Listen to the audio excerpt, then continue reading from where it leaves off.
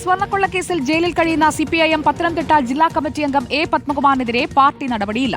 CPIM സംസ്ഥാന secretary M V Govindan പങ്കെടുത്ത ജില്ലാ കമ്മിറ്റി യോഗത്തിലാണ് തീരുമാനം.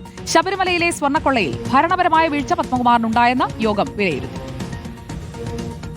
എ പത്മകുമാറിനെ അനുകൂലിക്കാനോ തള്ളിപ്പറയാനോ ഇല്ലെന്നാണ് സിപിഐഎമ്മിന്റെ തീരുമാനം. പത്തനംതിട്ട ജില്ലാ കമ്മിറ്റി യോഗത്തിൽ പാർട്ടി സെക്രട്ടേറിയറ്റിന്റെ നിലപാട് സംസ്ഥാന secretary M V Govindan report ചെയ്തു. പിന്നീട് നടന്ന ചർച്ചയിലാണ് ഭരണപരമായ വീഴ്ചയെ പത്മകുമാറിന് ഉണ്ടായിട്ടുള്ളൂ എന്ന ന്യായീകരണത്തിൽ പാർട്ടി എത്തിയത്.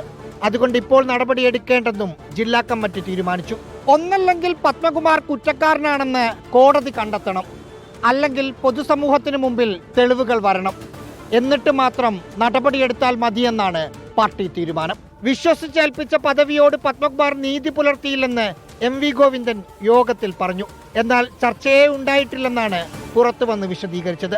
ഇടതുപക്ഷ ജനാധിപത്യ മുന്നണിയുടെ ഭാഗമായിട്ട് പ്രതിനിധികളാക്കപ്പെട്ട ആർക്കെങ്കിലും എന്തെങ്കിലും ഉത്തരവാദിത്വം ഉണ്ട് എന്ന് കൃത്യമായിട്ട് മനസ്സിലായാൽ ആവശ്യമായ സംഘടനാ നടപടിയും നിലപാടുകളും പാർട്ടി സ്വീകരിക്കും. അതിൽ ഒരു വിട്ടുവീഴ്ചയും പാർട്ടി ചെയ്യുമെന്ന് ധരിക്കേണ്ടിയില്ല.